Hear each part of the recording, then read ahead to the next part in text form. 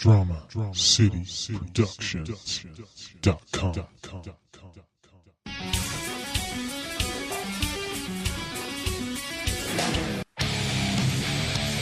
You are plugged in for the Podcast Wrestling Society, where you can get dynamic weekly pro wrestling and MMA related content.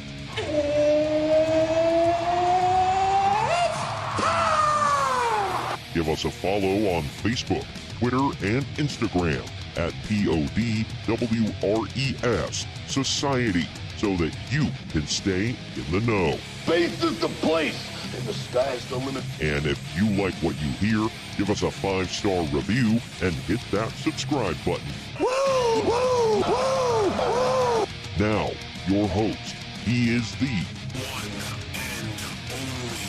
and only Troy Adams.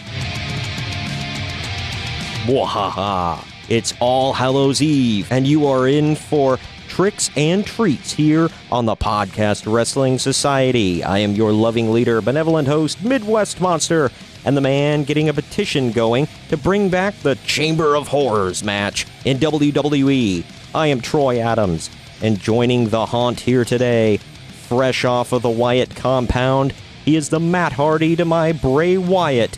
Bask in his broken brilliance and woken wisdom. Brother Greg, I knew you would come. What's up, Greg? Wonderful. Wonderful. I assume green beans are a delicacy in your house. I had those for dinner, actually. Oh, how about that? So, yeah. And, well, out there in California, you're in the Bay Area, so how hard is it to find a dilapidated boat out there? Not hard if I go to San Francisco. Oh, I'm sure they have a lot of dilapidated stuff out there. I'm not going there. Anyway. Zing! I have two friends in San Francisco who listen to this, so... Oh, man. Yeah. Well, while we're on that subject, I did want to give a shout-out to some of the listeners, the consistent listeners of the podcast. You know, you and I talked about this last week, Greg. Oddly enough, the country who listens the most outside of the United States is Sweden. So thank you to all of our listeners in Sweden. Apparently we got some fans over there. Thank you to those in the United Kingdom and Canada as well. We love us some Mounties and moose and maple syrup. So, you know, thank you to all you up in the Great White North. I'm visiting Canada next year. How about that? So, hey, maybe we'll get some even more Canadian listeners, eh? And, oh, man, I don't know. I think I just lost all of our Canadian listeners doing all the moose and maple syrup jokes. Also... Hey, we here at PWS love George St. Pierre, so... Oh, hell yeah, he's my favorite fighter of all time. You, on the other hand, you like... Got him back! You like a certain Brazilian that has much in common with an arachnid. We'll leave that alone. His nickname is the Spider. Come on. All right, it's cities here in America, however. I did want to give a shout-out to Dayton, Ohio. Yeah, Dayton! Thank you all for listening. We have that's actually the #1 city here in America for listening to PWS, oddly enough, because we have said some not-so-kind things. I'm going to say something, okay? This has nothing to do with anything. Just, you know, we don't promote drug use here. Anyways, go on. Well, neither does Dayton, okay? Fake news. Do you know where Mountain View, California is, Greg? I do. It's not that far from me. Okay, well, we got some listeners in Mountain View. Thank you very much. And, wow. Yeah. So there's, Mountain View, California is the #1 city for listening to us. At least that's where it designates our listeners. So, whatever. And, as far as Texas, I'm just gonna pull you all into one. Dallas, Houston, Garland, and Kyle, Texas. Thank you all for listening. Kyle? Yeah. The guy who will be on with me later on. I'm laughing at that because there's a co-host, by the way. Yeah. I don't want to offend nobody. Yeah. He'll get a kick out of that later on when I tell him. And the other states, that are big listeners, Massachusetts, Maryland, Oklahoma, Tennessee. Thank you all for tuning in. And hopefully there are many, many more week by week. So thank you all for tuning in on a weekly basis. We appreciate your listens, your downloads, your likes, your thumbs up. And definitely, if you can, just give us a review, man. Doesn't take that long. Rate us, give us a review, and subscribe. Thank you all. Oh, man. All right. Well, now that that's out of the way, real quick, before we jump into the news, I did want to pimp our normal stuff. So, while we're on the subject, we got to talk about our association with WrestlingWithWrestling.com. WrestlingWithWrestling.com is seriously your one-stop shop for everything you want to know about wrestling. If you want the latest news and reports, they've got a section for that. If you want to know what's going on in WWE exclusively or Impact Wrestling exclusively, they've got sections for them. They've got a section for New Japan and Ring of Honor, indie wrestling here in the States and abroad from across the world. If you want to keep up with the latest pro wrestling shows outside of WWE, but either you don't get the channel or you don't have time to watch all that wrestling in 1 week, they've got you covered with reviews and shows, podcasts, whatnot, from Pro Wrestling Noah over in Japan, MLW Fusion here in America, and Lucha Underground from down in Mexico. And, of course, you can keep up with us and other great podcasts and our YouTube channel in the Matches, Interviews, and Podcasts section, WrestlingWithWrestling.com, covering all four corners of the ring. And while we're shilling things and pimping things, I mean, later we will talk about the great deals you can get on some PWS swag at redbubble.com/people/PodRest But right now, man, we want more people to join the society. We want to bring people in, and of course, we would love your patronage. Financial help is always nice to keep this podcast up and running and keep your hosts and co-hosts happier than ever. So here's how you can advertise with the Podcast Wrestling Society. There are actually 3 different ways you can advertise with the podcast if you would like. We recommend that you definitely go through advertisecast.com/podcast wrestling society. There you can see our rates, you can see our statistics, you can see our reach, you can see a description of the show and of me, an About Me section. Your loving leader, benevolent host, Midwest Monster, Troy Adams. You can definitely see our social media reach as well, not just the reach of the podcast. I talked a little bit about our reach at the beginning of the show. If you want to go back and listen to that again and hear about all the people that are joining the society and joining in, you can email me at japaneseprowrestling@gmail.com, or you can hit me up on social media, Twitter, Facebook, Instagram. Our handle is at PodRes Society. That's PODWRES Society. And we are accepting 10, 15, 30, 60, or 120-second ads or promos. We'll do live reads.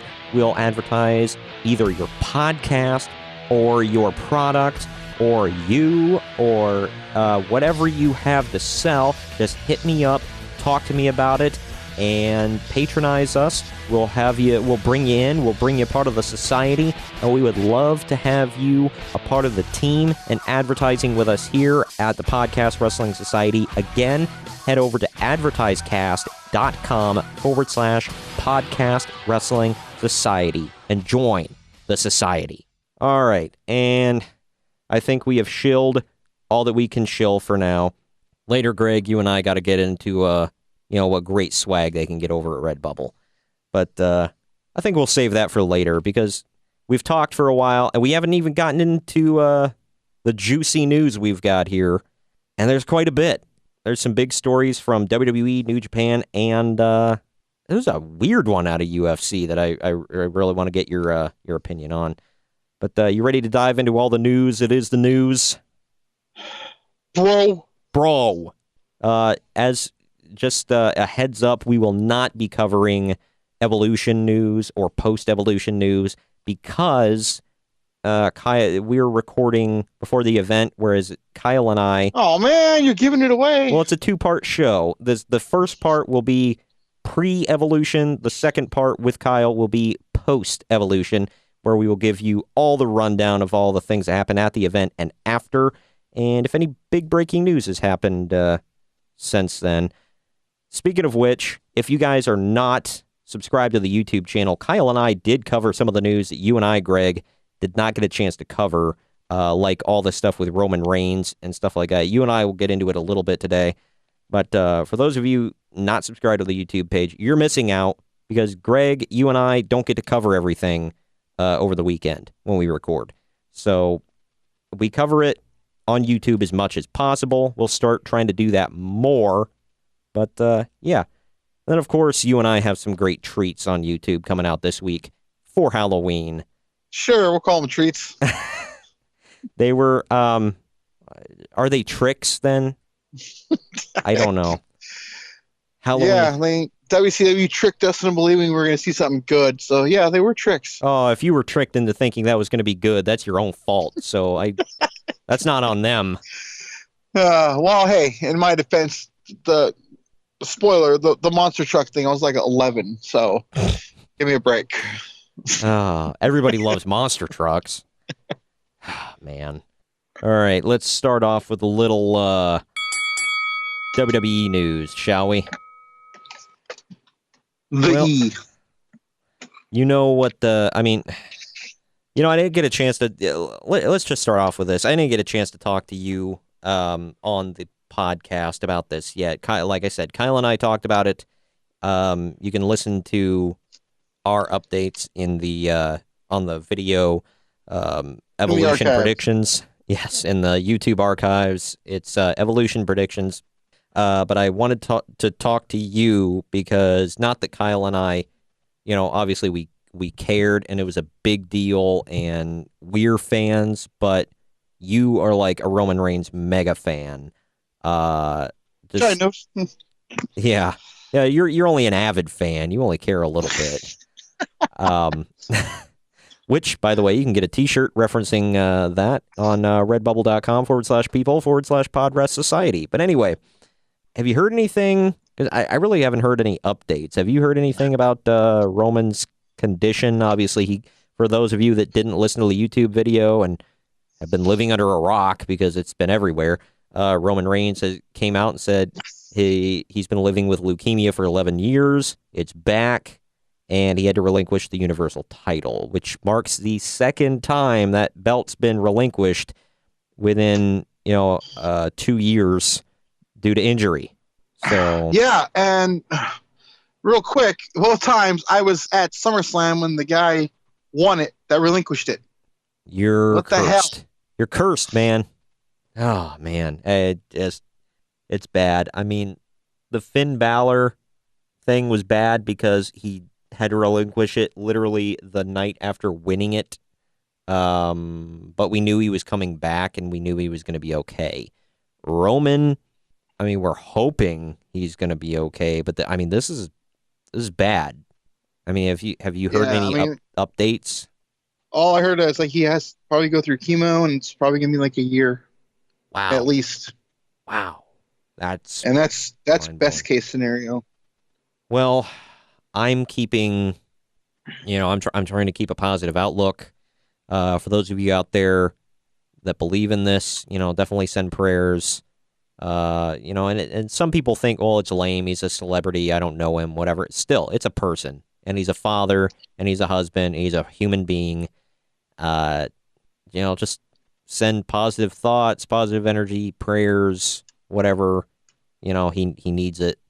They'll send him to Joe, but they're still booing Roman. Yeah, I made reference. I'm sorry, if anybody said that, you're a piece of crap. Yeah, I mentioned that on the YouTube video as well. It's like and I told you this too, in a couple messages. I was like, to the freaking T, all these friggin' marks, and people act like, oh, well, this is a thing. Actually, I want to say you called that before it even happened. I mean, yeah, all not that it was like, oh my god, it's like you said it was going to happen. Yeah, and it's pathetic. It's like, there are the handful of, and I'm going to say they're outliers, the ones that are just like, no, screw him. I don't care that he has cancer or whatever. And those are the weird asses that, sit in their mom's basement, beating it to meatloaf and whatever. So, And I'm not talking about the singer. I'm talking about the food. But not that the singer isn't, good looking. Anyways, not that there's anything wrong with that. No judgment here. But yeah, just like I'm so tired of it. It's like, and all these idiots say the same crap. Well, I'll boo. I'm still booing Roman Reigns, but I hope Joe Anoa'i is going to make a full recovery. Like, screw you. It's the same guy. Like that vindicates them. I know. It's like it's the thing. It's the fanboy part in them. It has to be like, just want you to know, I'm still gonna boo him because I hate him. Yeah, your Lord and Savior Kenny Omega sent well wishes to the guy. Like, calm down. New Japan as a company sent well wishes to the guy. Calm your nerd asses down. All right, calm down, nerds. Tama Tonga, by the way. Oh man, did Tama? Who played it up like he hated his guts. Sent him well wishes. So, which I don't get that because I think they are family in real life. So it's weird. I wonder if they're doing that just. Whatever. Play crap I'm getting it all off the Twitter feed, but yeah. So I don't know. That's just like put it aside for like 5 seconds and just wish this guy well. Let's look at it from this point of view too. You don't like him, I get it. He's now gone for a year, so shut the hell up. You got what you wanted. He's gone. Yep. Well, somebody brought this up. I was there in Orlando when they were chanting, "Go away, go away." Now he's away. Mm-hmm. What the hell are you crying about? Same thing with Cena. Well, now some people are turning on Braun. And I'm like, shut up. Leave it alone. They got to have somebody to hate. This was the guy they wanted. Yep. Well, no, what the hell? They wanted him to spite Roman. That's why they wanted him. But whatever. He's not he's not 5'6" and 150 pounds soaking wet with a brick in his pocket and can do, triple axel Healy backflips, whatever. So that's not the guy they want, Greg. Flippy crap, yeah. Yeah. Hashtag dive. But either way. Daniel Bryan does like 2 diving moves, so yeah. Do they not want him then either, or what? People are cooling on him, man. They want Ricochet, they want Ospreay. They do. Not that I dislike Ricochet, mind you. I love him, but just the point. Ospreay, I know we're in WWE news right now, but while I'm talking about injuries, Ospreay is taking some time off to heal from nagging injuries as well. So he's gone. Well wishes to him, as well as Roman, obviously. It's not good. Not good. I was devastated, man. Yeah, when you were texting, because I was not watching Raw live. I was catching up on The Walking Dead, actually. And, oh, man, when you texted me that, as soon as I got done with Walking Dead, I turned on Raw. I was like, my God. And, yeah, I welled up. I didn't, full on, lose it, but I welled up. It was hard to watch. And Seth was, bawling like a baby. And, not that there's anything wrong with that. I don't blame him. It's bad. You can see Corey Graves and Renee. They were holding it back badly. Yeah.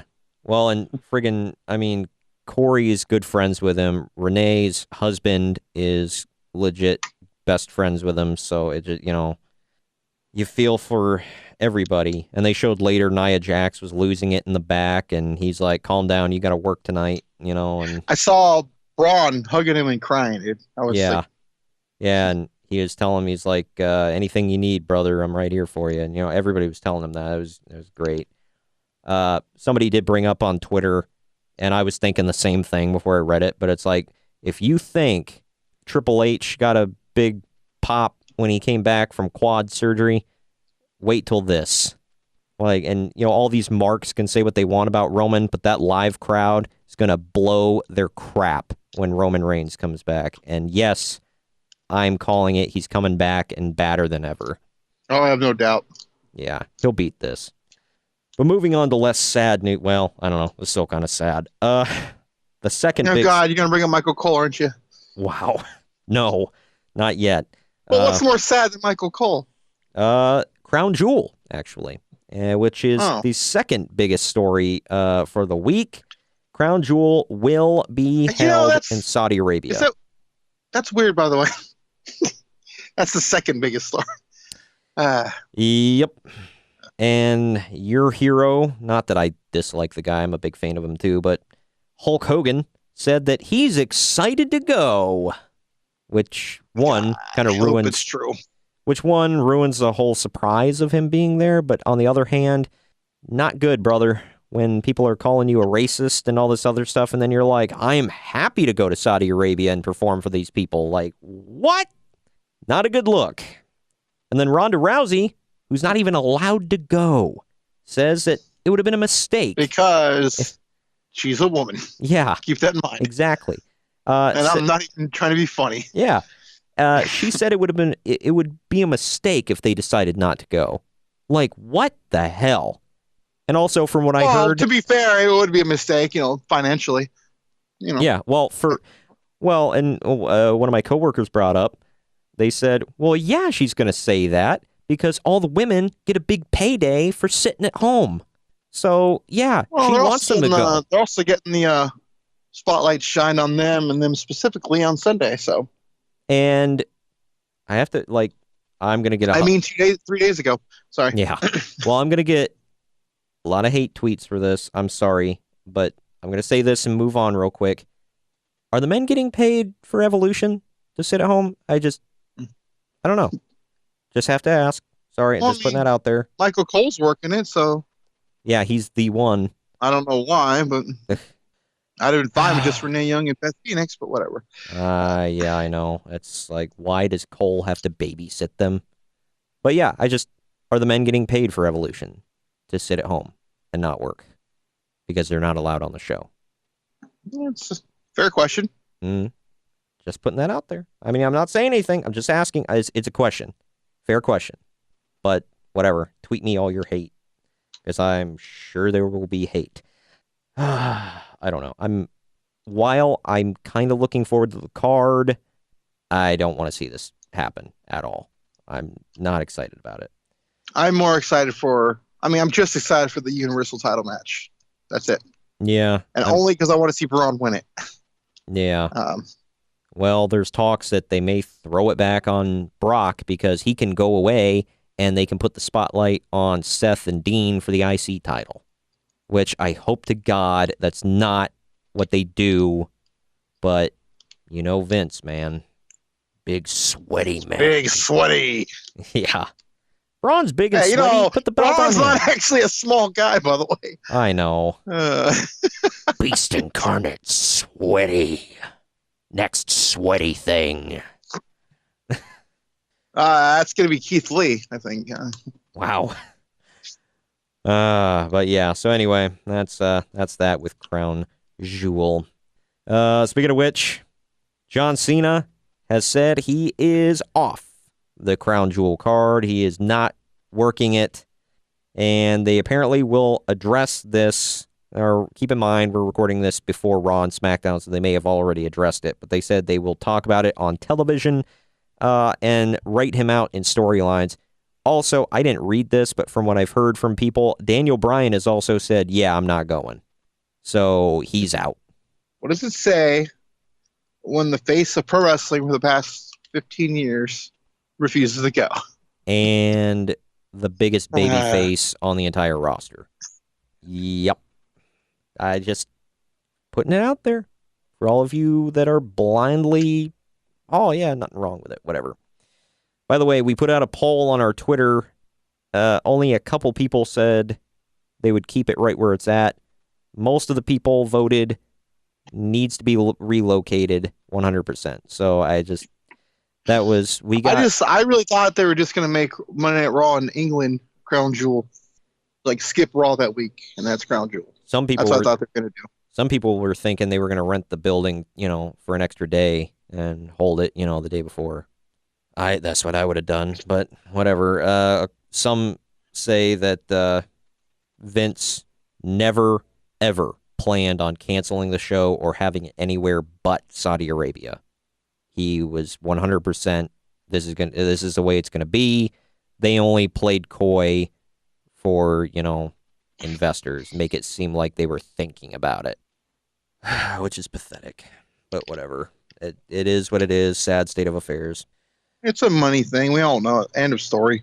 Speaking of a money thing here, Uncle Dave mentioned on Wrestling Observer Live that WWE is going to be making a change to find a new way to present house shows, in line with what Vince McMahon mentioned during the Q3 earnings conference call. Keeping on that, according to PW Insider, WWE taped the house show in Boston this past week so that they could test out a new, smaller production crew, possibly for the purposes of filming live events for the WWE Network. Yeah, for the rumored $15 tier. Yeah. Well, that would mean that when Kyle and I go to Starrcade, that might make it onto the network. Don't know. Yeah. Real quick, I was talking to Ramon last week, right? Mm-hmm. And he's like, you and I are going to War Games. TJ and Kyle are going to Starrcade. What the hell year are we in? Yeah, I know. What the heck? It's weird. Friggin' weird. You know the weirdest thing about all this, though, is Starrcade is taking place in Cincinnati, Ohio. No. What the hell is that? Last year it took place in Greensboro. Well, I mean, are you really complaining? I'm not. I'm not complaining. I'm just saying, what the hell? You know, it's like, okay. I mean, it should have went to, like, Washington, because, like, that was a big, like, D.C., because I think they had it there, like, 2 or 3 times. Yeah. That was a Starrcade city. Or Baltimore, even, because they did a lot in Baltimore. I think that was more Great American Bash was Baltimore, but it was, yeah. You should bring back Super Brawl and put it in the Cow Palace, damn it. Yeah, we'll see. Well, maybe something. Always, they had like 4 there. I went to 2 of them. Maybe it'll actually sell for a change or sell out for a change. But well, I was gonna say. I was gonna say I can guarantee WWE's never going back to the Cow Palace. Oh hell no! I was in there for that New Japan show. It looks worse than ever. And they complained about it back in the day. You know what though? It's a historic piece of crap though. I'm not knocking it. I love it. It's a piece of crap, but it's historic. There are a lot of those around there, yeah. Well, according to Bruce Pritchard, you know, the Orange Bowl looked like hell, too, and they really had to dress that crap up. Well, New Japan didn't dress up the Cow Palace, so. No, they did. Well, I watched it back, and, yeah, you can see how crappy it is. Well, I was going to say, all they have to do is set up a stage and light it, and that's it. Like, make sure the ring is lit and the stage is lit. That's the one thing about New Japan, yeah. They don't like, well, at least the show, they don't like the crowd, so. Yeah, they keep it dark, so it's, you know, it's fine. Last story I have here, this one's a little weird, but I figured I'd mention it. A fan report of a comic convention Q&A. I don't care. Sorry. Comic convention Q&A with Big Daddy Diesel, Kevin Nash, posted on Reddit, claims that Nash said that the upcoming NWO reunion is to gauge fan interest in having the group inducted into the WWE Hall of Fame. I mean, if the Horsemen are in, why not? That would make all 3 of them 2-time Hall of Famers. Yep. Which, when you look back at the Horsemen, the only one that would get inducted by himself is Rick. I don't see the other ones going in, you know, individually. Could be wrong, but I don't think I am. Yeah, it wouldn't make any sense. Like, this one kind of makes sense. Yeah. All individuals and then the group. Yeah. Yeah, This is why I think it was stupid that Nash went in, not Diesel, but...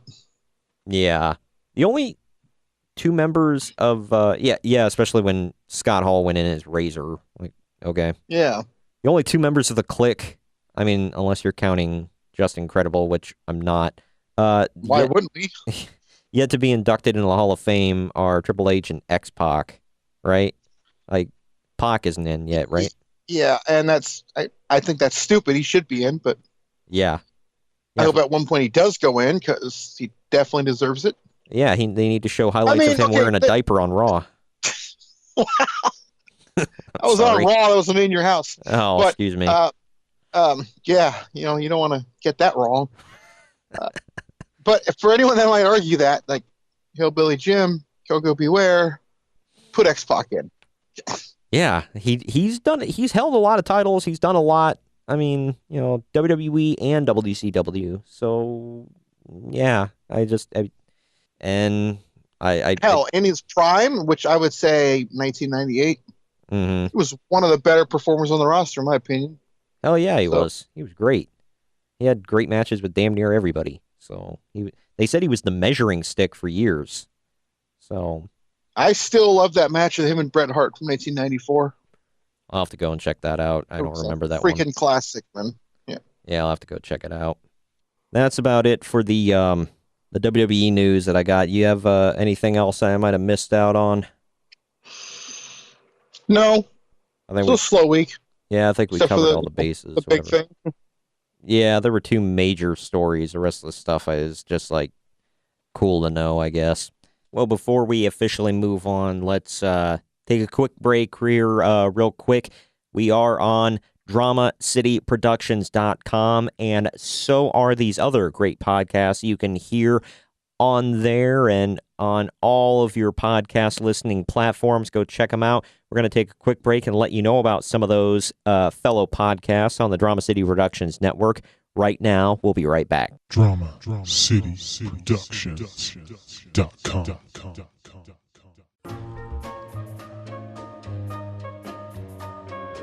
Small Town Mentality Podcast with your host, Ben. A podcast about nothing and everything. A podcast where we get together with friends, drink beer, and see where the conversation takes us. We don't edit. We don't care what people say. It's small town people with a small town mentality.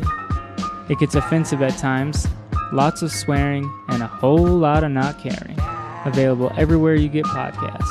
You can find us on Twitter at STMPod, on Instagram at STMPodcast, and on Facebook at Small Town Mentality Pod. We'll see you there.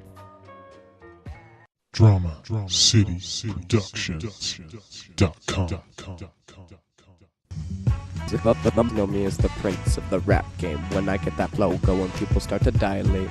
Never hear me rap on how to discriminate. Bear and hate is what I plan to eliminate.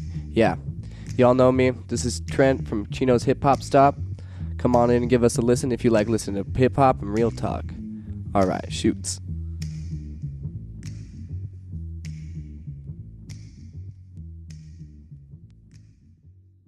Well, all right, I guess it's time to jump into the only other wrestling news we got is out of New Japan. So, New Japan wrestling news, bro. Well, the biggest story is Cody Rhodes has said, and you and I were talking about this earlier, that he will not be on the ROH New Japan G1 Supercard show in MSG. He'll probably be in New York that day, though. I mean, yeah, he could be rejoining the WWE roster, or you and I talked about this as well, he could just be a gigantic freaking troll, because that's apparently what the Bullet Club does. Let the marks sweat it out. I don't know. And here I have this question, another question for you, like another part to this. If he does go back to WWE. Two parts here. Does he go back as the Bullet, with the Bullet Club, do you think? Oh, I have no doubt. Okay, well, if they do you think it's going to be like an Undisputed Era type thing where they all just come out to the same song and it's just like we're a unit? What? Said God, I hope. Well, I don't mean like part of the Undisputed Era, but like another faction where they all come out together and they all have the same song. Okay. I think so. I hope they have a way better name than the Undisputed Era. Because you and I think, had a similar reaction when we first heard that was what they were calling themselves. We were like, what the hell is that? It's an era that's undisputed. I guess. Now I get it. Yeah, sure. But yeah. If they're undisputed, they probably shouldn't have lost any matches yet, and they've all lost. So they didn't say they were undisputedly undefeated. They're not the Undefeated Era, Greg. God. Well, undisputed usually means never been disputed. Yeah, they're and they've lost quite a few times. Well, no, they're undisputedly an era, not a dynasty. So I don't know. They are an era. That's something, I guess. I don't know how 4 people can be an era, but all right. I don't know. It's weird, okay? I'm not going to question it. Yeah, so if they come back, I mean, I'm kind of numb to the whole situation at this point. I would like them to stay put where they are, but if they come back, I don't know. I also would like to think that Cody is smart enough at this point where if he's going to come back, he's negotiating with them. It's like, don't ever, ever bring up Stardust ever again. That's not happening. And don't friggin' bury me. Like, I hope he, he's like, look, I can talk and I'm a smart person. Don't, heavily script me and then give me crap. Because, it seems like Drew McIntyre came back, and it seemed like he came back under the assumption that they're not going to bury him and put him in the three-man band again. Because although we need that group revived, though, but no. But hey, one of them is a former WWE champion. Yeah. You know what's funny? One is a former WWE champion. One of them is in a hot angle right now and maybe a future champion. And he's a former NXT champ, former tag champ. The other one, he's just there. Oh, he needs that job, man. He's got kids. Yeah. He needs that one match a week on the main event. Oh man. But yeah, so I don't know. I hope he comes back. The other thing is, okay, well, let's say they're not necessarily a unit or Cody does his own thing or whatever. Do you think he comes back because, these guys have done so many themes for WWE in the past. Do you think he comes back with the current downstate theme he's using, or does he go back to Smoke and Mirrors? I feel like he uses that everywhere, so. Yeah. He does, yeah. Well, I think he bought the song from them. And Downstate does every other WWE theme, so why not? Yeah, that's what I was thinking. It's like they already have an agreement. Cody owns the song. Boom. Do it. Like, don't get me wrong, I loved that last version of Smoke and Mirrors, but I don't know. I think with the way he is now, I think that downstate theme just it has a punch to it, and I love it. So, I don't know. He may not use that at all. He may have a CFO $ theme for the group that they have. He said that. Well, yeah. The other thing, I was thinking of this. It's an odd thing to pop in my head, but if they all come back as a unit, the 5 of them, the Bucks, Cody, Kenny, and then, the Paige, I can almost damn near guarantee they're not going to let him call himself Hangman Page. Yeah, the noose has got to go. Noose has got to go, because if he ever gets into a match with an African-American, it's going to have some bad connotations. And they might... Russo doesn't write this anymore, bro. Neither does Ole Anderson, bro. No more black guys on chains, all right, bro? I'm not being racist. He did that. Was that him? I thought that was Cowboy Bill Watts. That was Ole. Because I remember to be fair, it could have been either one of them, but you're very right. But I remember because Michael P.S. Hayes said when they all saw that in the back, they all looked at each other and was like, Ole's been smoking dope. But yeah, so I'll never forget that. But yeah, I was thinking, I'm like... By the way, one of those black guys on the chain, real quick. You know who that is? Booker. Only one of the best ever, whatever. Yeah. Gotta start somewhere, I guess. Yeah. Well, he did end up going back to G.I. Bro at one point, so, keep that in mind. Oh, that was, that was Russo, bro. It's no coincidence that Bro was in his name, bro. Right? Now in the archives, by the way, last week's episode, go check it out. We talk about it. Oh, man, but yeah, he'll have to drop the nickname Hangman, so he'll go back to Adam Page, and I hope he's able to keep, a similar gimmick. I don't know, where he's, wearing the cowboy boots and he's doing the cowboy.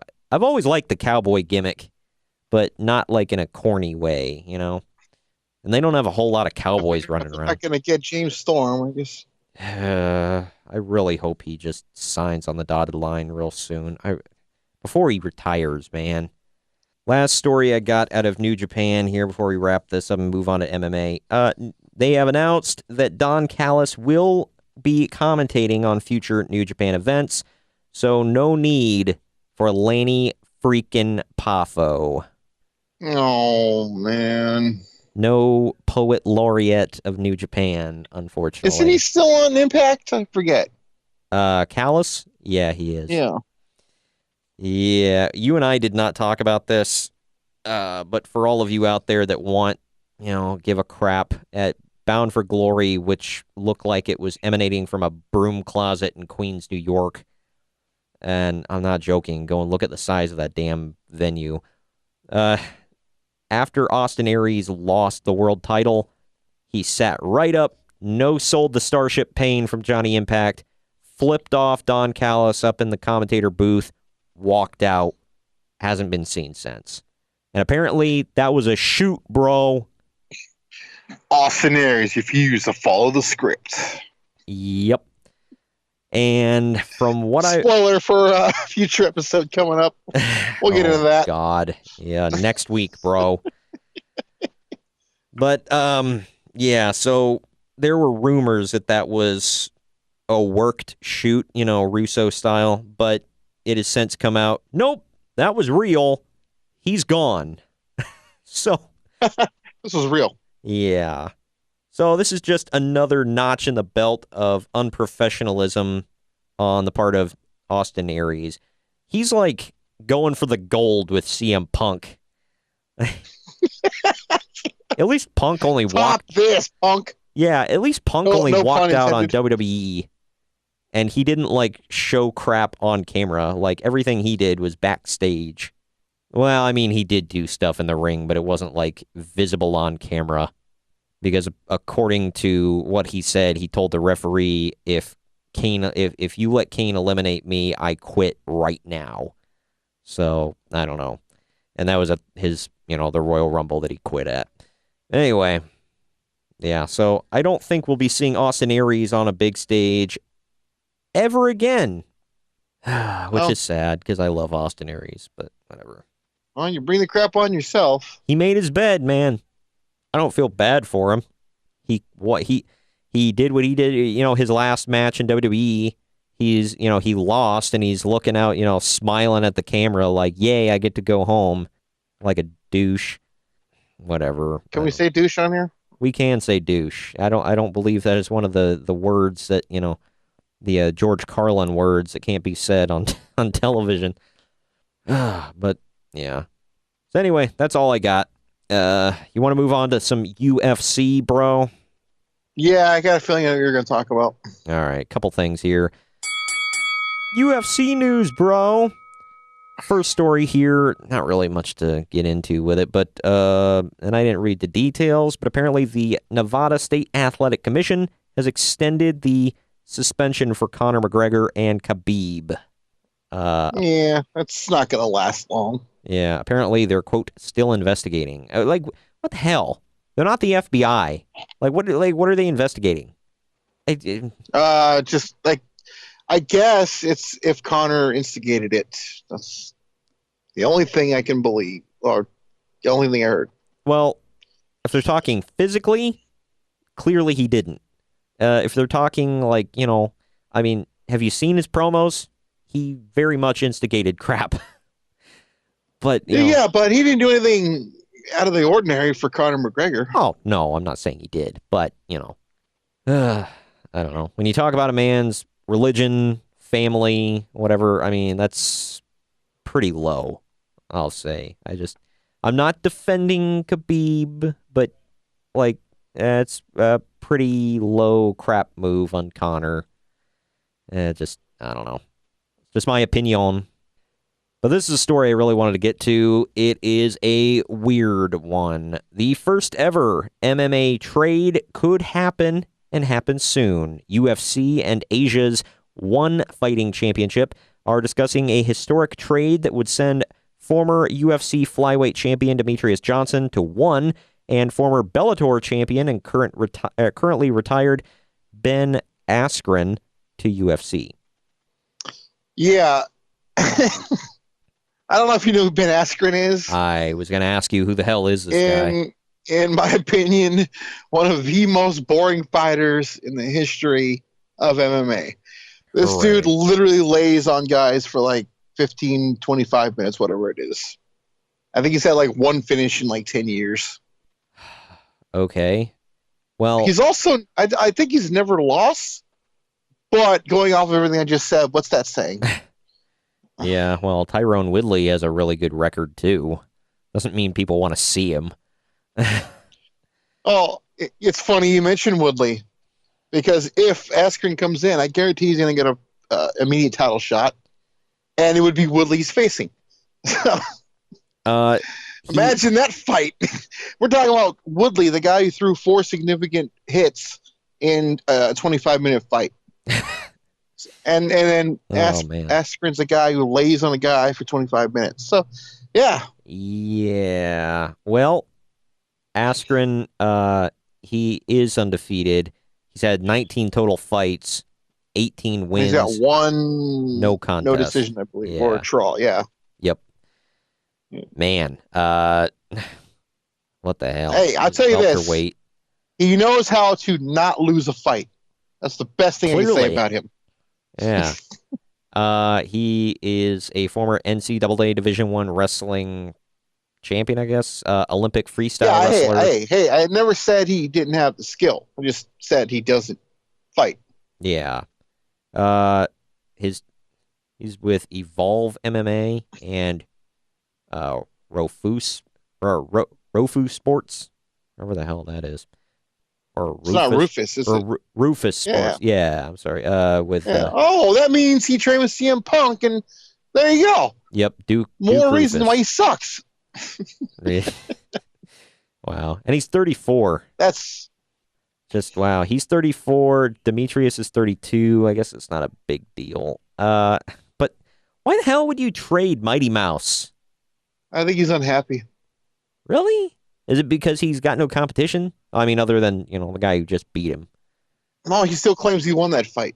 Yeah. Well, I mean, he did. I highly disagree, but he beat him before. Okay. He lost this time, so they got to have a rubber match. It's like, okay, did you won, 12 title defenses in a row? You're automatically going to get a rematch, so shut up. Well, and anybody who watches combat sports knows that's a fact that the rematch is where the money is. So shut the hell up. I don't know. I just don't understand. I don't understand this at all. It's a weird story. And how do you trade contracted employees? This isn't like the NFL where they're all under an umbrella of the league. My only guess is they're just going to trade contracts and honor it. Yeah. It's just a weird situation. I don't know. Hell ever. They're going to give up Mighty Mouse, who in his division is one of the best ever. Yeah. For Askren. Yeah. And Dana White's verbally slammed Askren so many times. You can look it up on YouTube. He's like, this guy sucks. He's a boring fighter. I don't want him. This is why he went to 1FC right out of Bellator. So. Well, and Demetrius has popped a rating a couple times. Askren isn't going to... Right, but he can't get it done on pay-per-view, though. Yeah, but still, and, it's at least something. But what the hell? Askren isn't going to move the needle one iota. Nobody's going to give a damn. They might tune in for his first fight because they're like, oh, he's coming over from another, we want to see this. Here's the thing. You look at the casual fan, didn't even know who the hell he was. Yeah. That's like a huge knock on points right there. Yep. It just doesn't make sense in my opinion. None of this. The casual fans, 2 million of them bought Khabib versus Conor, whether they knew him or not, just because nobody's going, oh man, Ben Askren's fighting, you got to buy that card. Oh man. You're not wrong. My God. Well, is there any other MMA news that I haven't touched on that's noteworthy? Yeah, Frankie Edgar got hurt and pulled out of his next fight. Oh, man. Knocked me over with a feather. I know. When was he supposed to fight? I think it was in February. Why wouldn't you put Frankie Edgar in the garden, man? Beats me. He could fill up 50 seats just with his family. Well, they're from Jersey. Yeah, they come right across the bridge. There you go. Right, or through the tunnel, whatever. I don't Hey, know. take the stapler over there. Hey, how you doing? Oh, man. Well, at least they don't, you don't want to say what that one baseball player said that you told me about. Yeah, well, that's John Rocker. We'll leave him alone. Yeah, We ain't touching that. we'll address what happened with him and Vince Russo on our next podcast. But yeah, whew, big stuff, good stuff. Well, not good stuff, bad stuff. Yeah, we'll call it good. Bad stuff. Yeah, that's going to be an interesting one, by the way. It's going to be a listen because there's a lot of crap to cover. I feel like after Bash at the Beach, it really picked up, like with the crap. Yeah, he probably saw the writing on the wall that his time was numbered. But the thing is, they didn't send him home. He took his ball and went home crying. Because then he came back. Yeah, well, according to Bischoff, he started ramping up, and other people started ramping up. Telling him it's like, you're not doing this, you're not doing that. Stop being stupid. This isn't going to happen. And he cried and he went home. So 3 consecutive shows, something was on a pole, bro. That's pathetic. Well, that's up for next week. So there's a nice little teaser for you. The list, bro, this week, if you want to head over to our YouTube channel, just search for the Podcast Wrestling Society on YouTube. We also link it. Subscribe. Yes. Subscribe and tick the little bell so you are notified whenever new content is posted. We are doing in honor of, because Halloween is all about gimmicks and gimmicking yourself up and whatnot. So figured we're covering the top 10 gimmick match types this week. So that'll be a good one. We've also got some good Halloween Havoc watch-alongs for you. Spread out throughout the week. Can you stop being so liberal with that word good, please?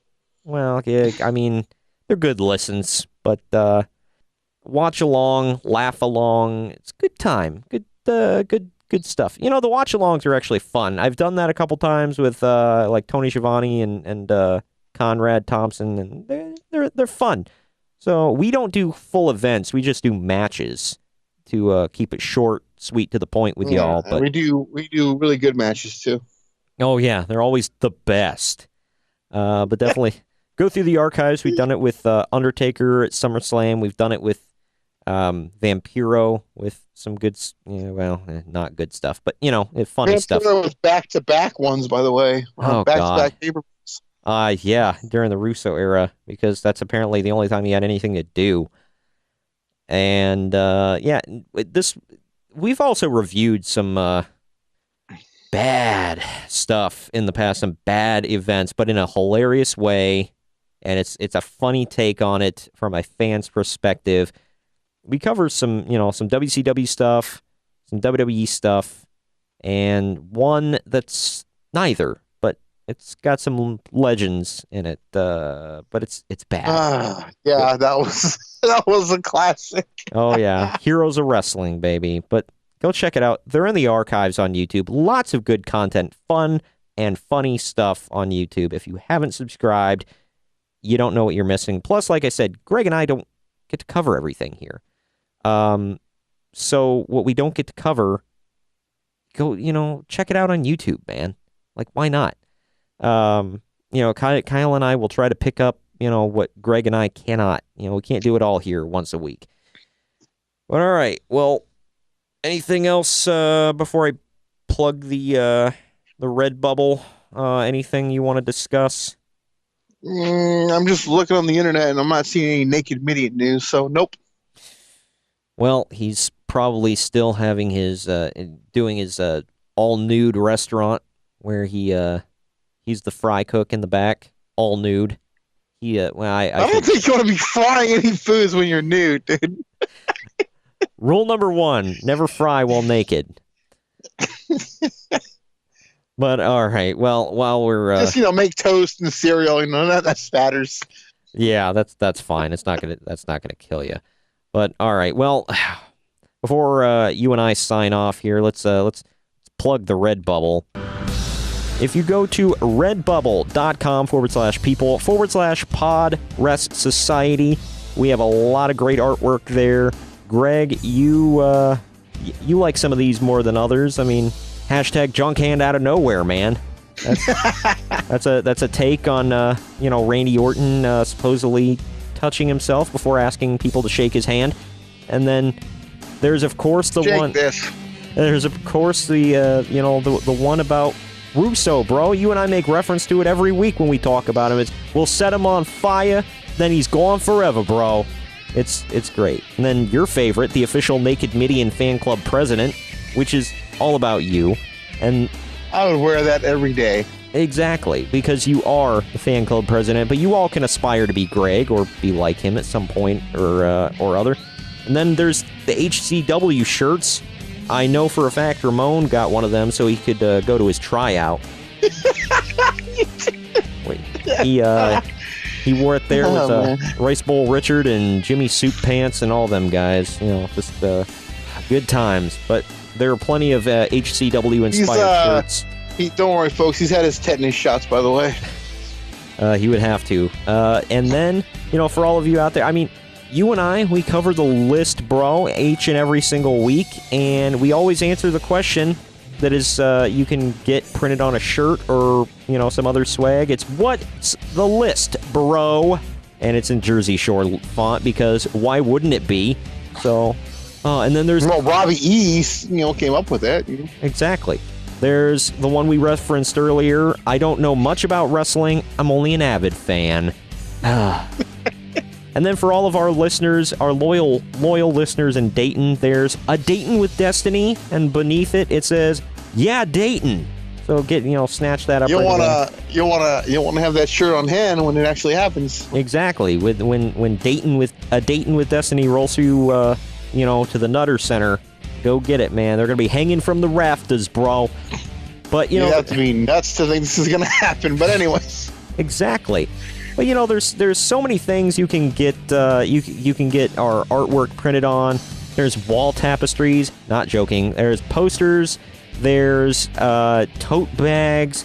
There's drawstring bags, leggings, iPad cases, iPhone cases, Android cases. There are various different kinds of T-shirts and sleeveless shirts. There are travel mugs, tall mugs, hoodies, whatever. And if you don't see anything there that you want, and stickers and whatnot, if you want it printed on something else and we don't offer it, let me know. Hit me up on social media and we will try to rectify the situation for you. And we'll try to accommodate you the best we can. And as always, if you buy something, TJ is going to personally call you and thank you. I will not. No, don't send me your number. We're not false advertising here. There will be no calls, but I will send you a message. Let him call. Mother of God. We haven't made that joke in a while. But either way, send me your, send me a notification. Let me know, that you bought something. Tell me what you bought. Hell, send me some pictures. And, pics or it didn't happen, bro. And that should be a shirt. It may be in the future, but yeah, we'll send you a thank you. But anyway, yeah, it is redbubble.com/people/PODWRES Society. All right, well, up next we are going to be joined by, or I am going to be joined by Kyle, where we will go over all things Evolution. Thank you for joining me today, Greg. Well, of course. We're going to tell you about some other great podcasts here on the Drama City Productions Podcast Network. Go to dramacityproductions.com and check these other podcasts out, or search for them wherever you get your podcasts. Thank you for joining me today, Greg. Mm-hmm. And we'll see you later. DramaCityProductions.com. Hunnick Outcast here. Back in 1997, I tried to make my own freelance publication, Hunnick Outcasts. Founded in a thesaurus, Hunnick meaning gothic, Outcast is what I pretty much was. Films, any genre, comics, any genre, TV, you name it, I love discussing it. And now that we're in the podcast age, I still podcast with my partners in crime, Edward, Kendra, Todd, and any other guests that wish to come on the show. My gimmick is, I've got a BA in social science, so I try to bring philosophical and psychological aspects to it. But don't take my word for it. Listen to these testimonials that I have right here. Ahem. We know that you're serious. We've gotten little Johnny's ear in the mail. We don't have much money. But if you please accept us, we just want him home safe and sound. I don't know how that got there. Let me spell it out for you. HUNNICOUTCASTS. We're on Twitter, Facebook, iTunes, Stitcher, Player FM. We're on the interweb. The interweb. It's not just for pornography anymore. Well, we are back from our break, and as promised, I am no longer with Greg, but it is that time where I am with Kyle. What is up, Kyle? What is going on? Man, been pretty good week in wrestling so far, I think. Yeah, it wasn't bad. You first of all, you were on the YouTube channel last week, and you have upgraded to the podcast, and you'll be on next week as well. It'll be exclusively you and I believe. I'm not sure if I'm going to have any record time with Greg, but I know you and I will be covering all things Crown Jewel from the Fallout and whatnot. That'll be absolutely interesting, to say the least. And because you are on the YouTube channel as well, I do want to direct everybody to the YouTube channel again. We don't have a custom URL yet, so there's two ways you can go to the YouTube channel. Either go to youtube.com and search for the Podcast Wrestling Society. We should pop up right at the top. Or go to our social media accounts. I post our videos all over there and the links and whatever. Go check it out. Subscribe, tick the little bell, comment, like, all that good stuff. So, and this week is very special for that because this week we're outdoing ourselves. We have, in honor of Halloween, we have 3 Halloween Havoc watch-alongs in video form on YouTube. And Greg and I, of course, are doing The List, Bro. And then you and I are doing our Crown Jewel predictions. So, lots of content. But, yes. Yeah, the reason we are here today, though, like you said, it has been a interesting week, to say the least, in wrestling. The Crown Jewel-related stuff we're going to save for our YouTube exclusive video. But for the podcast here today, and this is kind of a story of 2 podcasts here, because what you've listened to before the break, Greg and I recorded before Raw and SmackDown even happened. We recorded it before Evolution even happened. So we didn't know what happened. Kyle and I are recording after Evolution, Raw, and SmackDown, so we know everything that went on. So we'll have updated information here. And there's even some early information for Survivor Series to come out of Evolution. So that's pretty big stuff. What the pay-per-view itself, Evolution, the very first ever WWE branded, I got to stress that, all women's pay-per-view, because, there have been TNA pay-per-views that are all women. But anyway, I digress. TNA doesn't exist in WWE. Yeah, well, nobody exists other than WWE. Nobody's ever done this before, Kyle. Nobody. I mean, the only person to ever acknowledge it was Kurt Angle. Yeah. I think that was just a joke. Right. But, yeah, so the show itself, what did you think of it, just right off the top? All in all, I thought it was good. I don't think there were any bad matches. No. There's a couple of booking decisions I was kind of confused with, but other than that, I mean, it was a really good show. Yeah, everything didn't exactly go as we predicted, but, I mean, that's, you and I talked about that before. 9 times out of 10, I'm not going to be upset about that because it keeps you guessing. Yeah, I mean, if it's an overly predictable show, I mean, what's the fun in that? Right.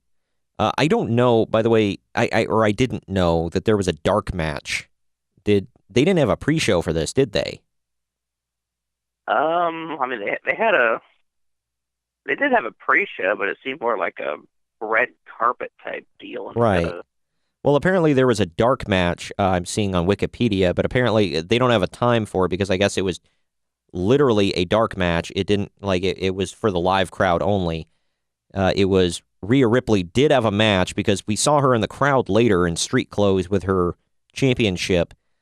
So, yeah, but she did have a match. She defended the NXT UK Women's Championship against Dakota Kai, and she won.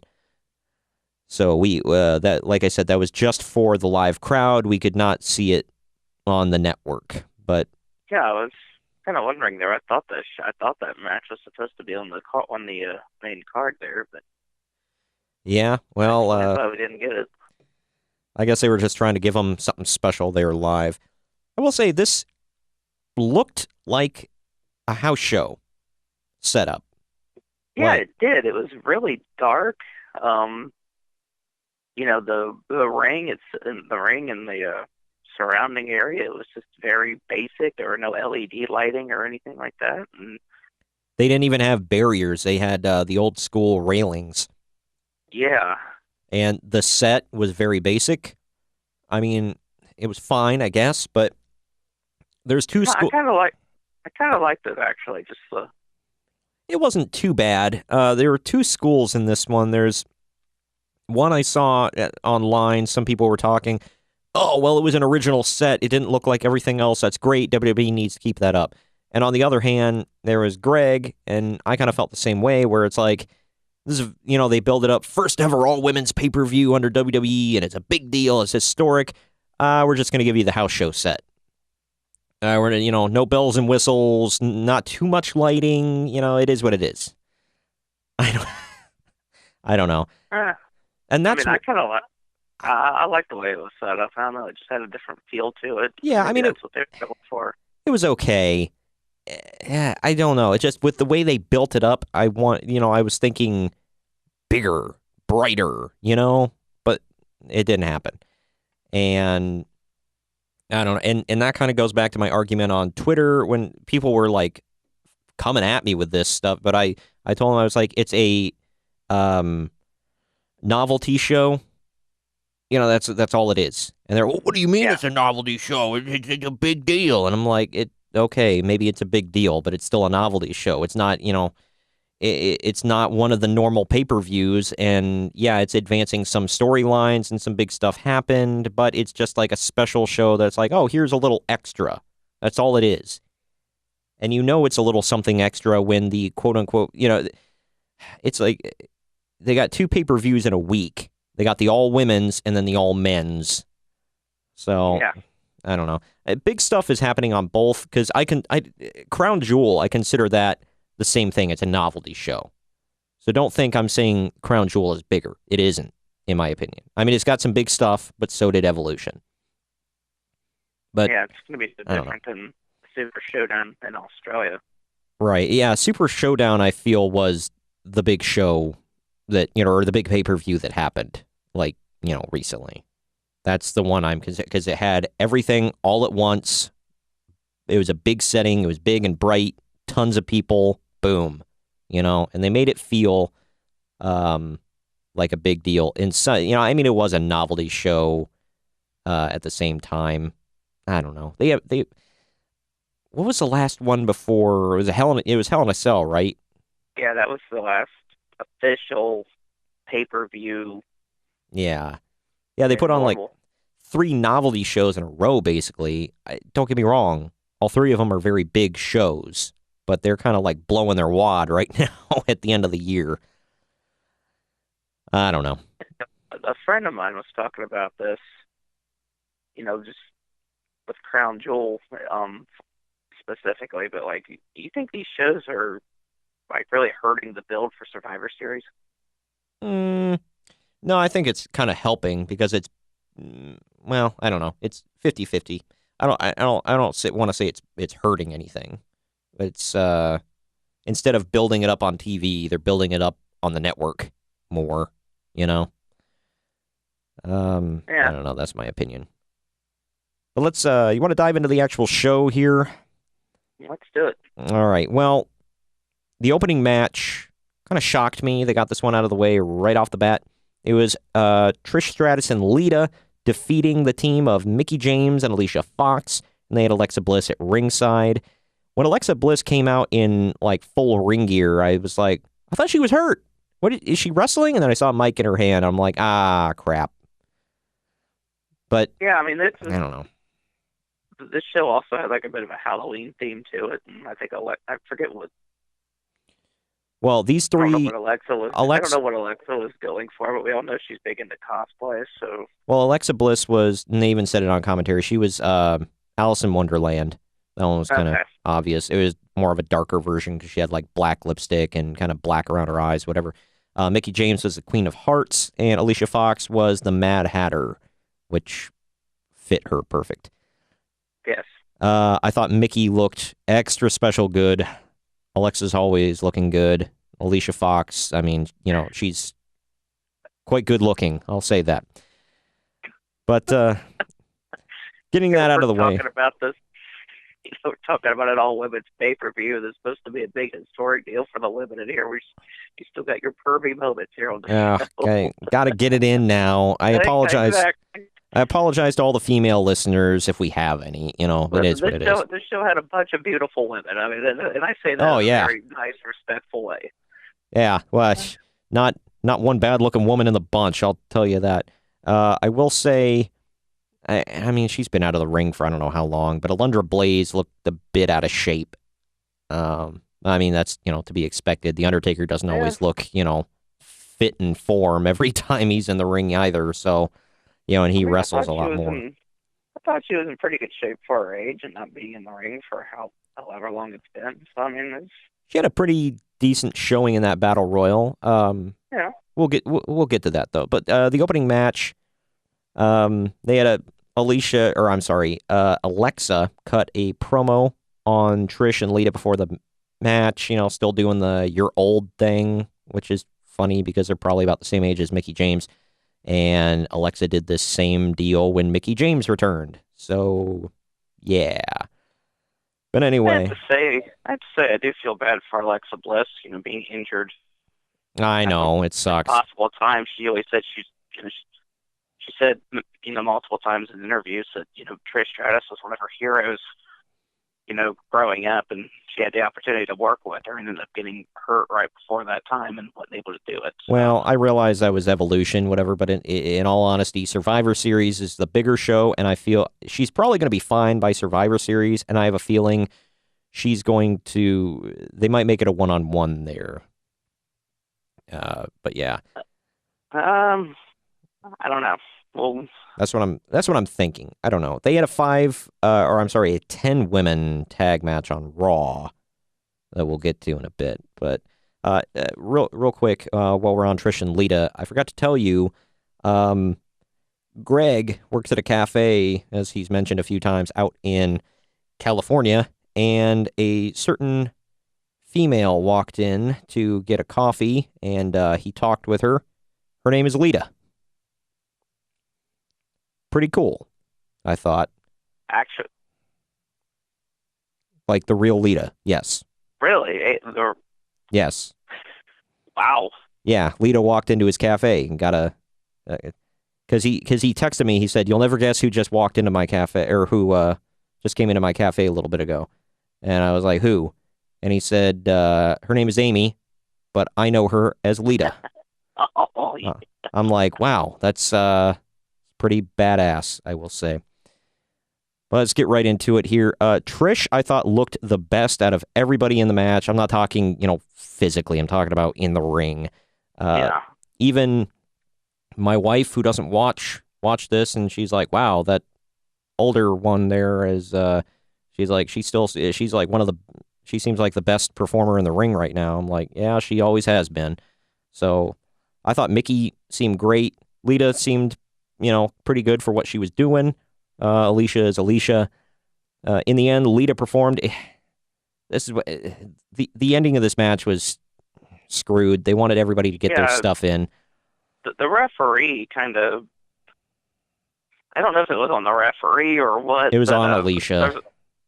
The spot in the match where Trish hit Stratusfaction, wasn't Mickie? Yeah, it was on Mickie, and then Alicia was supposed to break it up, and the ref is 1, 2, and he holds up on 3 because Alicia's, like, late, and she, like, basically flops on top of Trish with whatever she can, and the ref just kind of, like, stops the count, acting like he got scared or something because she was flying at him. But yeah, so it was blown. The crowd booed. But at the end, I can't. I believe it was. Well, both of them got set up by Trish and Lita. Well, they both hit. I think they both hit DDTs or something on him, and then set him up. Lita hit a double lead assault on him, and then Mickey pops right up, no selling it, and gets a chick kick. 1, 2, 3. Trish and Lita win. So that's that. Yeah, and the crowd was hot for this match, which really helped. Until that blown, yeah, pin breakup, and then they were booing the hell out of them. But especially the first time in the match when they got Trish and Mickey James in the ring at the same time, they really loved that. And right. I did too. Yeah, that was great. I was excited for that part. Real quick, I'm going to give my match rating for this because I give match ratings every time we do these reviews, and I rate them by not stars, but I rate them Uncle Dave's. So this time, for this tag match, I gave it 2 Uncle Dave's, 2 out of 5. Okay. So I mean, it wasn't the best. It was good, but it was what it was. Real quick before we move on to the next match, the commentary team was Michael Cole, Renee Young, and Beth Phoenix. People were like online were like crapping on Renee for her, saying her commentary sucked and whatever, and they're already turning on her. I thought her stuff was fine. Yeah, the one I thought was not good was Beth Phoenix. I did not enjoy her commentary. I thought she was annoying, and I felt like they were feeding her like really bad lines all night. Yeah. It doesn't, like, she doesn't sound natural. No, it sounded. I realize I'm trying to keep the mind on she's not used to this. But yeah, they were feeding her lines, and like, is nobody listening and being able to tell? Because like Vince is listening to this. After a couple times, he can't hear that. Wow, this doesn't sound natural. Just quit feeding her crap and let her, do her thing. No, he keeps going. Unless she's coming up with this crap on her own, which I highly doubt it. Well, he makes the same mistake with Michael Cole almost every week, so I'm not really surprised by this. Yeah, his taste in commentary is the worst. Just the worst. But it makes me wonder, how was like JR so good, back in the... Because JR ignored Vince most of the time, from what I heard. He kind of just did his own thing. But yeah, which is why him and Vince kind of butted heads here and there. All right, well, the next one. Another note on commentary. One thing that did annoy me throughout this show is, like, at the end of every match, it'd say, they just made history, or she made history right there. It's like, we get it. This is the first ever women's pay-per-view. Yeah. I think this is awesome, but good God Almighty, can we just enough of the history thing? I know. Yeah, the whole night was historic, yada, yada. But that one went 11 minutes, 5 seconds. I felt it could have went a couple minutes shorter and it would have been better, but, it was what it was. The next match was the 20 Women Battle Royal for the Women's Championship. No surprises as far as entrance. But the match was, I felt, as far as a Battle Royal with 20 women in it, I thought it was pretty good. Everybody got their stuff in. Yeah, and one thing I loved about the Battle Royal, everybody got their own entrance. Like, they didn't just throw them out there all at the same time. Everybody was introduced. I thought that was great. Yep.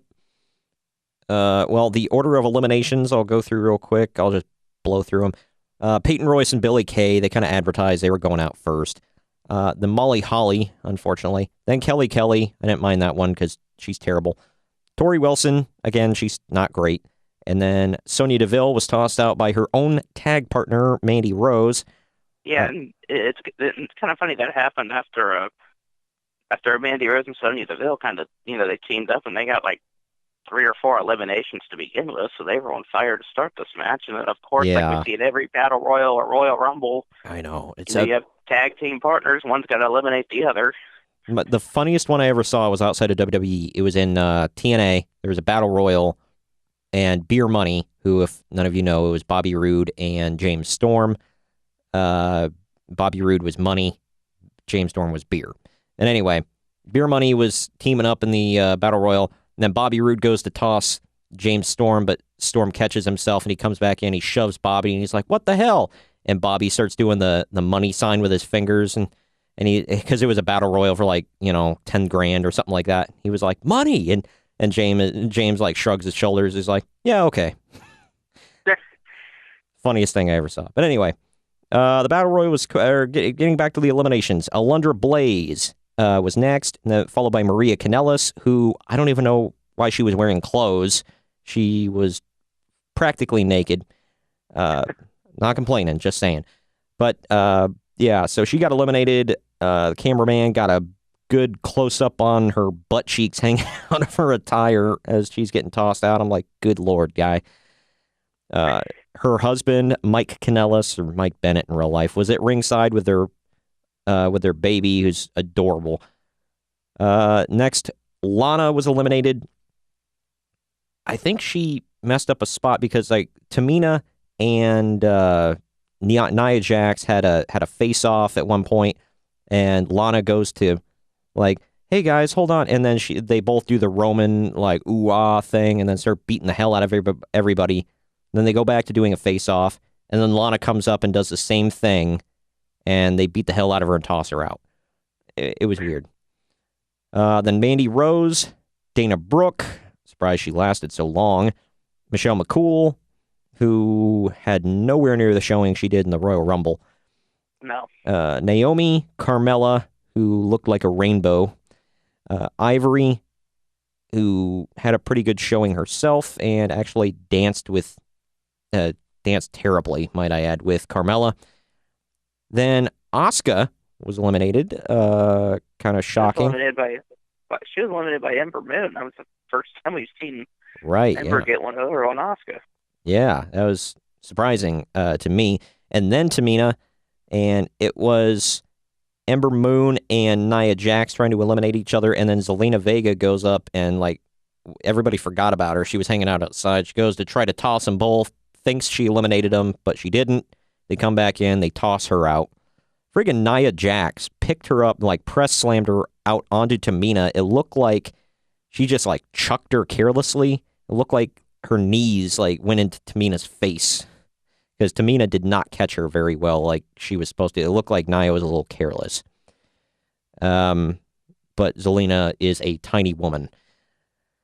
And then the final elimination, shocking to me, was Ember Moon. Nia Jax wins the whole friggin' thing, so we're going to see a rematch between Nia Jax and Ronda Rousey sometime in the future.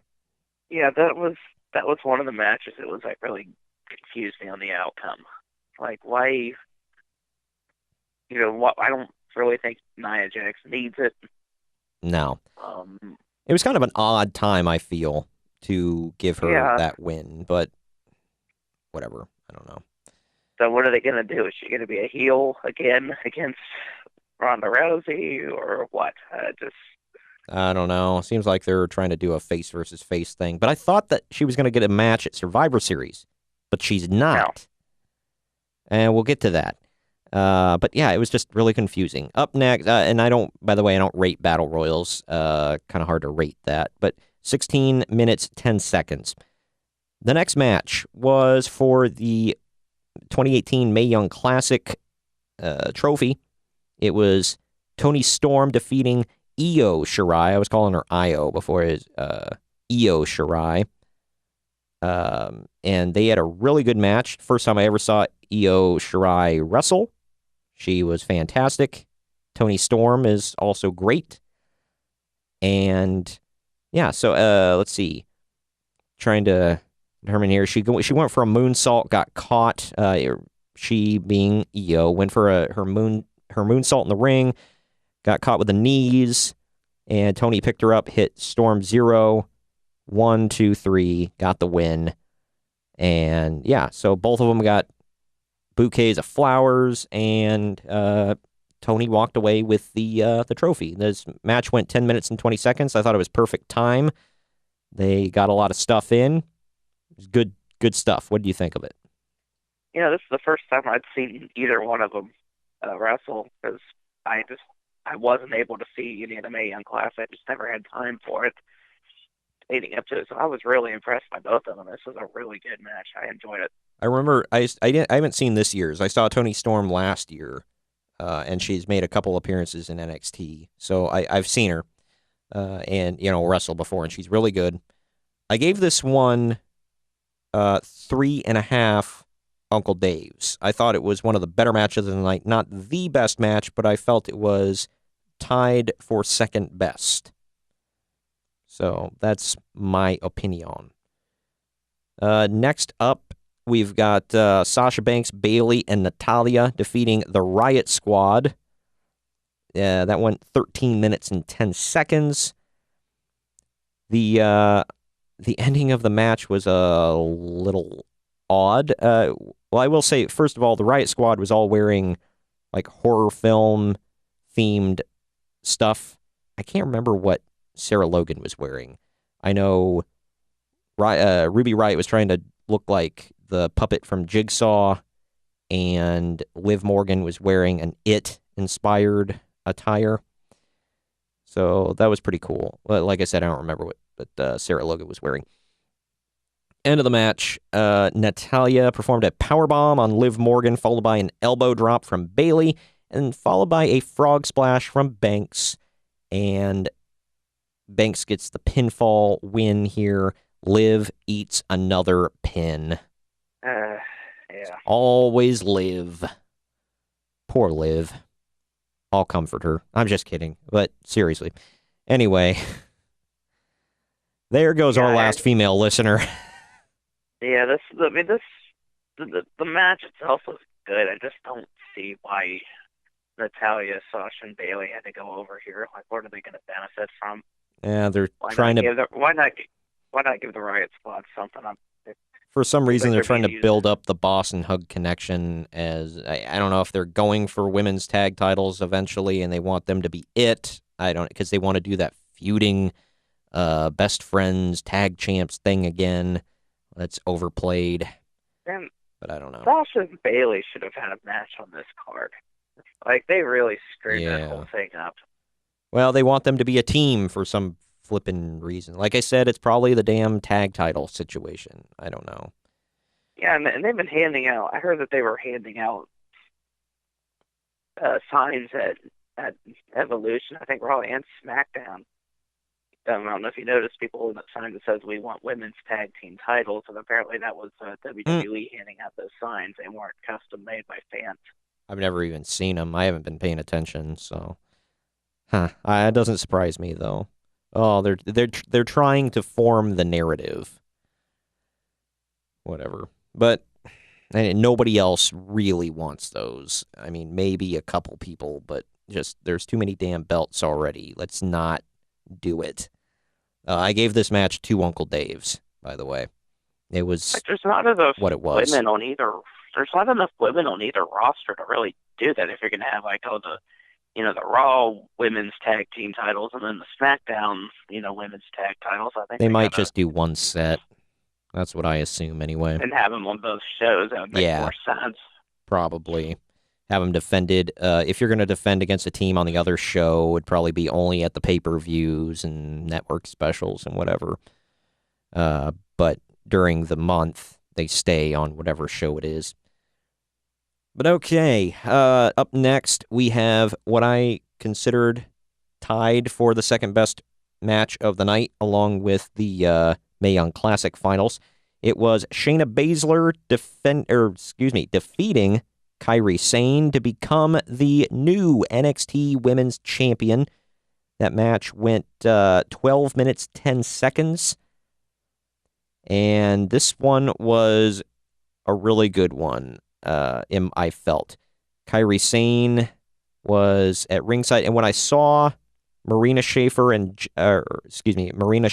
and Jessamine Duke at ringside, I thought, oh man, they've been wrestling, they've been training, they're going to get involved. Sure enough, Jessamine reached over the barricade when the referee wasn't looking and grabbed Kyrie by the hair, and then they just kept getting involved after that.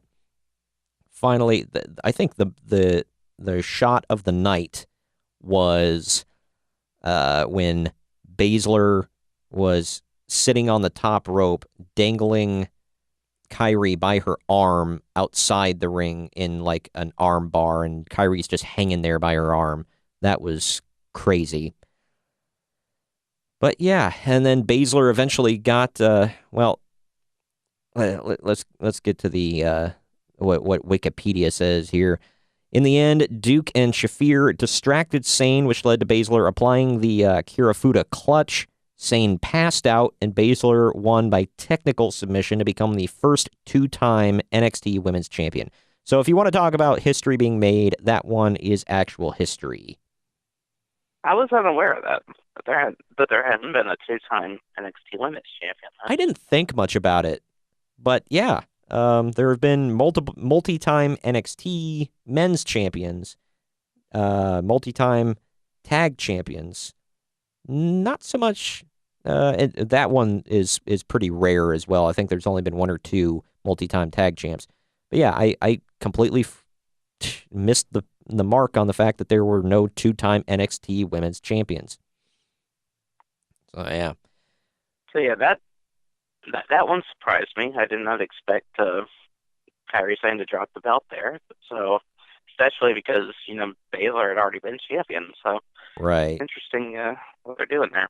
Well, they showed a shot backstage. I guess legitimately, Kairi Sane is best friends with Io Shirai and Asuka.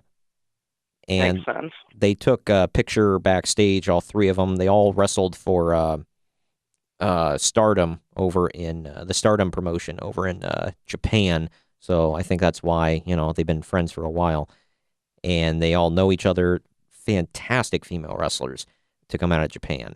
And I'm wondering if Asuka is going to make a rare trip back down to NXT, or maybe they'll have a pay-per-view or takeover match, whatever, where Asuka, Io, and Kairi take on the three of the four horsewomen of MMA.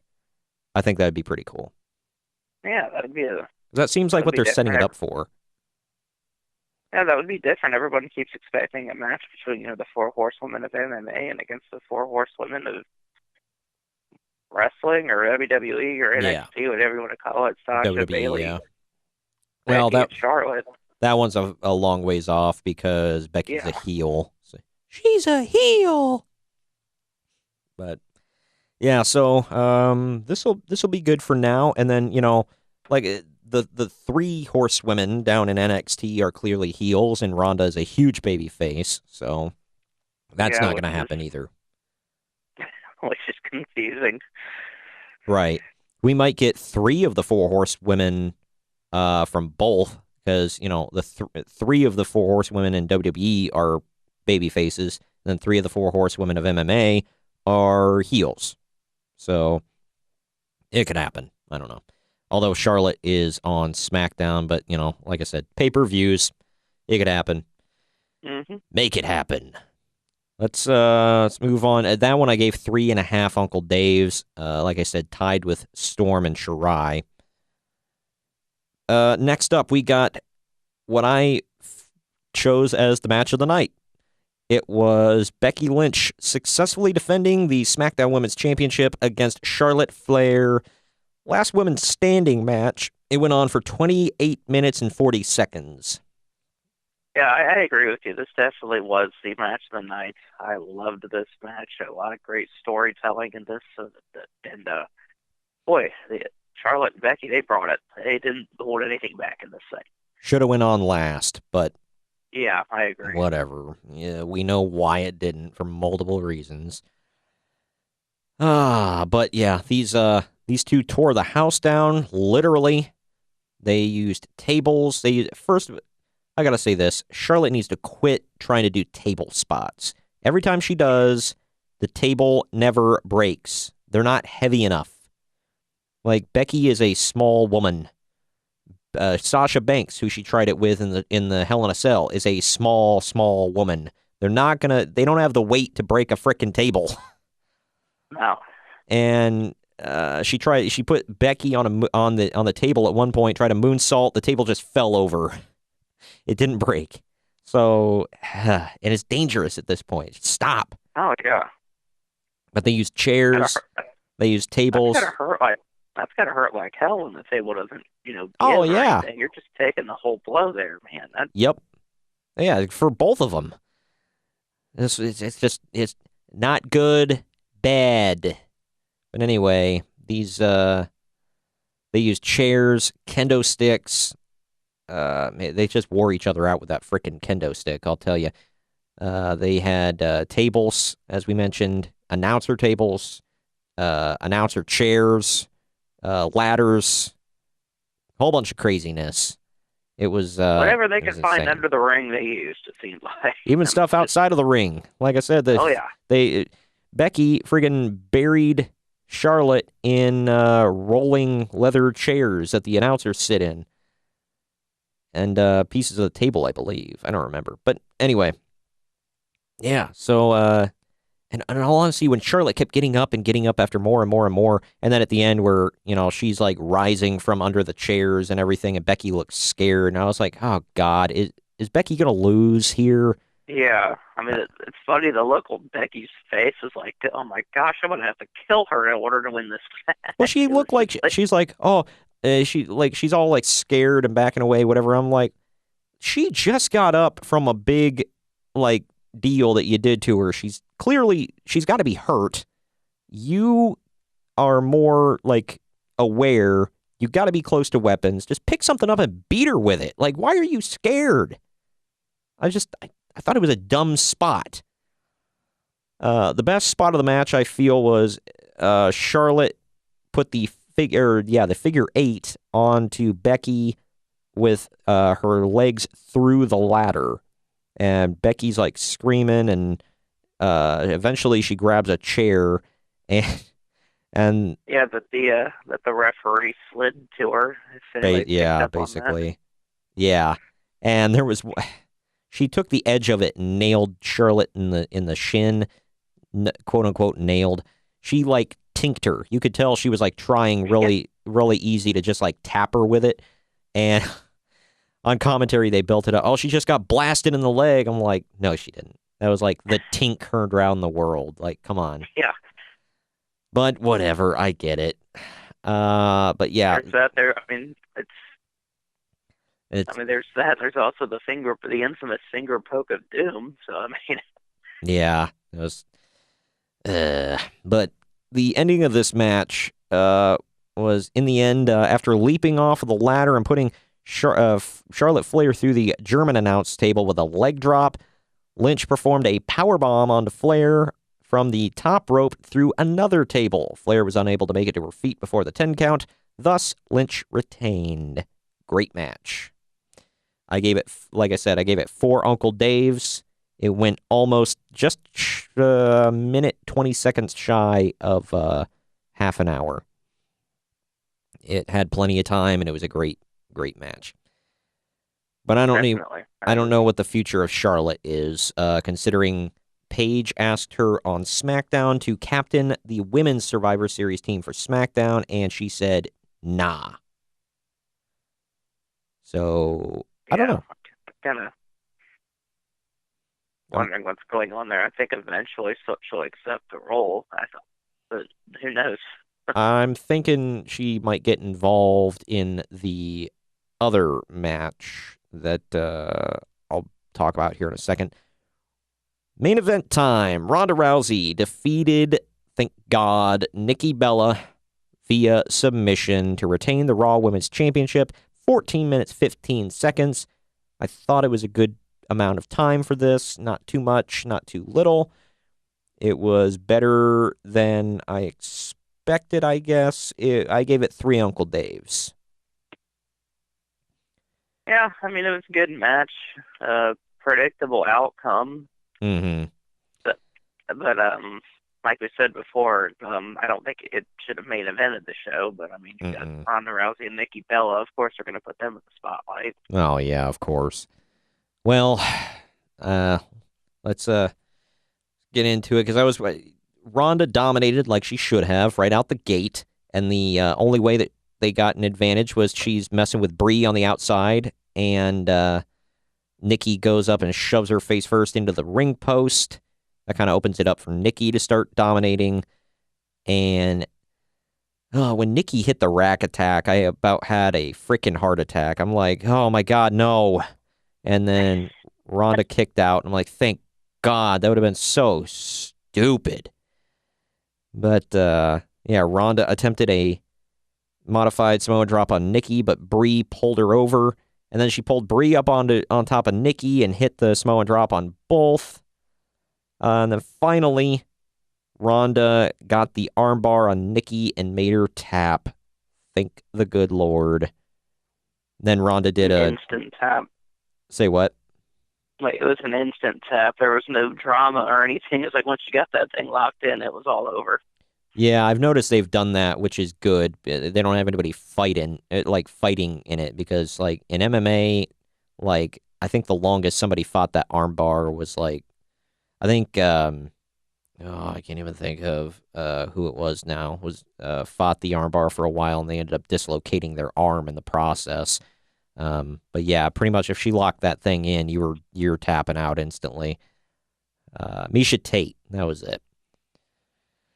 But yeah, so good match. Decent closer. Ronda did a little tribute to Roman afterwards, doing his pose on the ropes and saying, "You got this, Roman," and whatever. And then she posed on the stage with all the women. Her and Becky clinked titles together and posed. And that, ladies and gentlemen, leads us into Survivor Series, because Becky later on challenged Ronda to a match at Survivor Series. It will be women's champ versus women's champ. Yeah, it's going to be an interesting match. I find it kind of funny. I don't know if you saw this, there was like a picture from I think Becky's Twitter, and it said like Ronda, saying Ronda Rousey followed, is not following you or followed you or something, and Becky responds with, "Well, she tried." At least she tried or something right after that match. Wow. Yeah, the one thing, I mean, I did want to see that match. I think it's cool that they're doing it at a Survivor Series. Makes Becky seem bigger and makes the match seem bigger. Obviously, the one that everybody's waiting for is Ronda versus Charlotte. And, of course, Ronda versus Asuka, at least for me. I think it would be a fun match. Yeah. But this one, I think, will be a really good match because Becky is fantastic. Ronda is pretty good. I think she's a great rookie. Yeah. One of the best rookies I've ever seen, actually. And it's cool because they both use an arm bar for a finisher, so they're both going to be working the arm. The thing was, I read something before from a certain uncle whose name rhymes with shave. As they say on Bruce Pritchard's show, Shave Seltzer. Nice. And he said they weren't going to they weren't really going to focus on Raw versus SmackDown at Survivor Series. Well, really? Now that I'm looking at this card, because 2 matches apparently have been set in stone. One of them I didn't know was a thing, but I'm incredibly excited for it. You see it's Seth Rollins versus Shinsuke Nakamura. IC champ versus US champ. Very excited for that, if it happens. I haven't heard it officially announced, but that's what Wikipedia is saying. And Wikipedia, as we know, is never wrong, Kyle. No, never. But I'm hoping that happens. You could take it to the bank when you see an old Wikipedia. Damn right. I took it to school multiple times, I'll say that.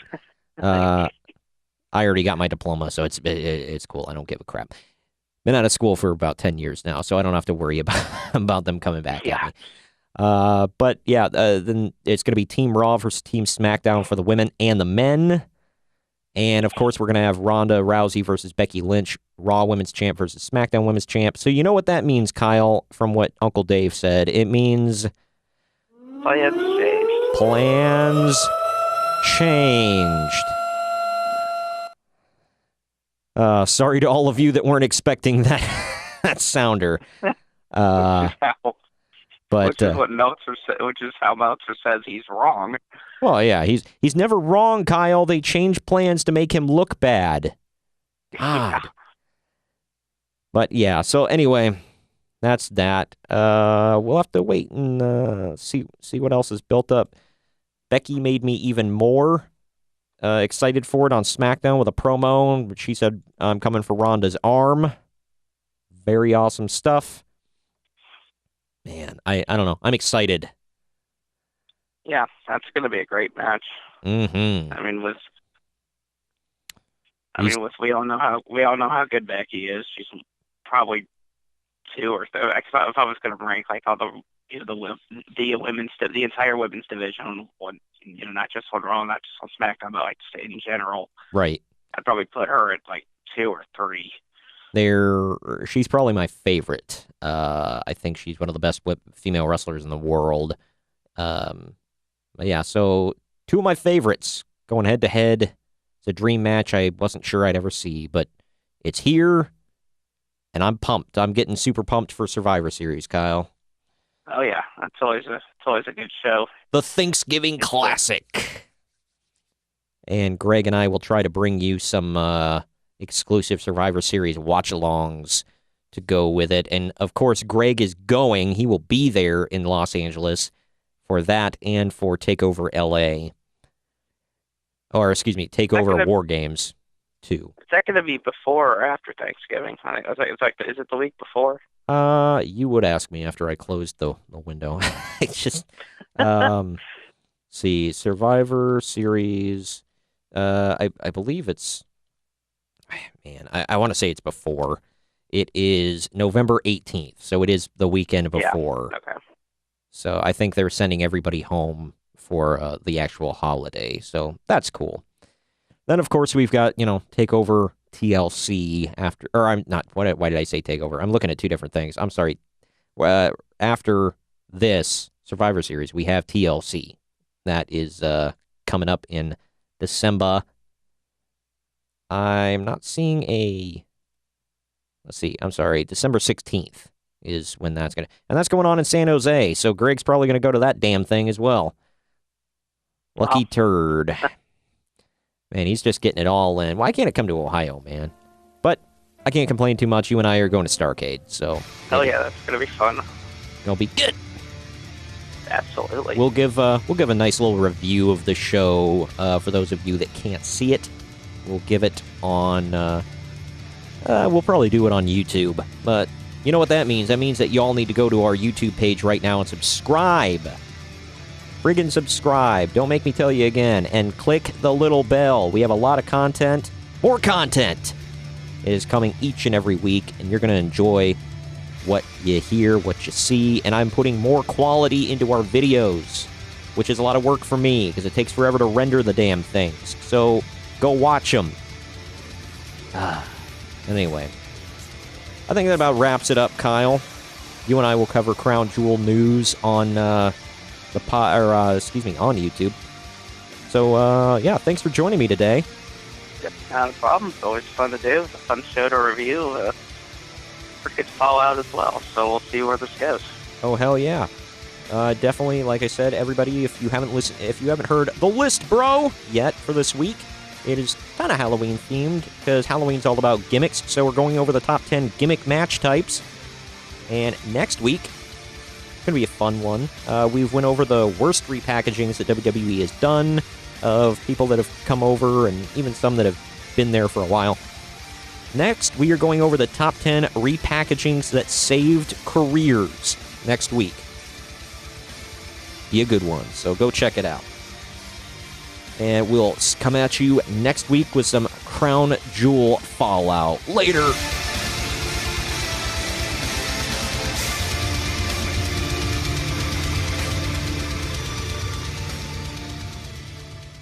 This has been a Drama City production.